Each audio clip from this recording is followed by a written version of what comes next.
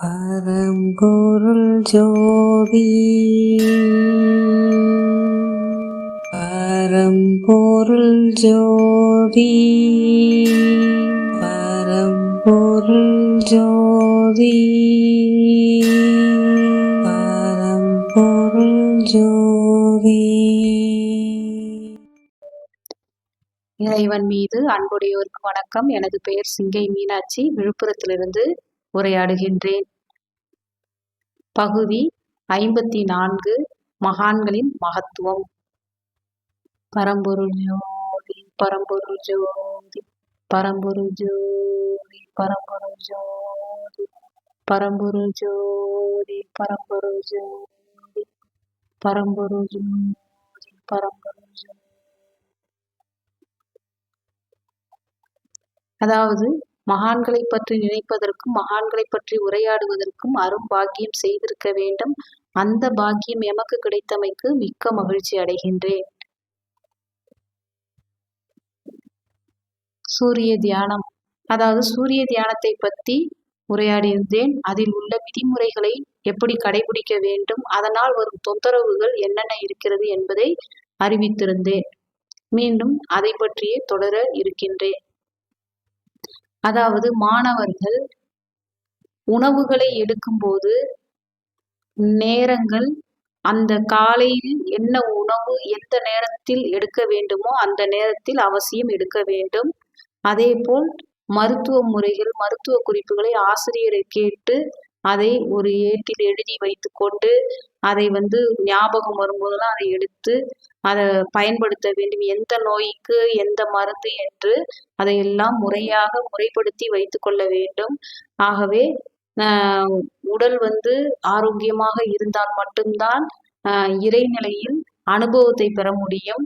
ஆகவே உடலானது மிக அழகாக நல்ல உறுதியாக கட்ட வேண்டும் என்றால் உணவு ஒழுக்கம் கடைபிடிப்பவர்களின் உறவுகளோடு நல்ல எண்ணத்தோடு பழகி அவர்களை தக்க வைத்து கொள்ள வேண்டும். ஏனென்றால் உணவு ஒழுக்கம் உடையவர்களுடைய பழக்க வழக்கங்களால் தான் இந்த உடலான வீட்டை கட்டிக்கொள்ள முடியும். ஆகவே உணவு ஒழுக்கம் மிக அவசியம். தன் கூட இருப்பவர்களை உணவு ஒழுக்கத்தில் அன்போடு எடுத்து கூறி அவர்களுக்கு ஒரு சில விதிமுறைகளை தன் ஆசிரியரிடம் அறிமுக செய்து அவர்களுக்கு ஒரு சில முழுமையாக அவர்கள் கல்வியை கற்றுக்கொள்ள முடியாத இருந்தாலும் பரவாயில்லை, ஆனால் உணவு ஒழுக்கத்தையாவது அவர்களுக்கு கற்றுக் கொடுக்க செய்து ஒரு புண்ணிய பலனாக அவர்களுக்கு அந்த பழக்கத்தை ஏற்படுத்தி கொண்டு அவர்களை துணையாக வைத்து கொள்ள வேண்டும். தன்னை சுற்றி ஒரு 25 நபர்களாவது குறைந்தபட்சம் 25 நபர்களாவது உணவு ஒழுக்கத்தில் இருப்பவர்களின் தொடர்புகளை அதிகரித்து கொள்ள வேண்டும். அன்புடையவராக இருக்க வேண்டும். கலகம், பொய், அப்புறம் சோம்பேறிகள் இவர்களெல்லாம் இருந்தால், கல்வியறிவு இல்லாமல் தான், படிப்பறிவு இல்லாமல் தான் ரொம்ப அந்த உடலானது மாணவரின் உடலானது துன்பப்பட்டு விடும் என்பதனால் நல்ல படிக்கிறவர்கள், நல்ல ஒரு தெளிவாக புரிந்து கொண்டு நடந்து கொள்பவர்கள், கடுஞ்சொல் பேசாமல் இருப்பவர்கள் தான் கூட வைத்து கொள்ள வேண்டும். ஆகவே உடல் என்பது அவரவருடையது, அவரவர் தான் பொறுப்பு எடுக்க வேண்டும்.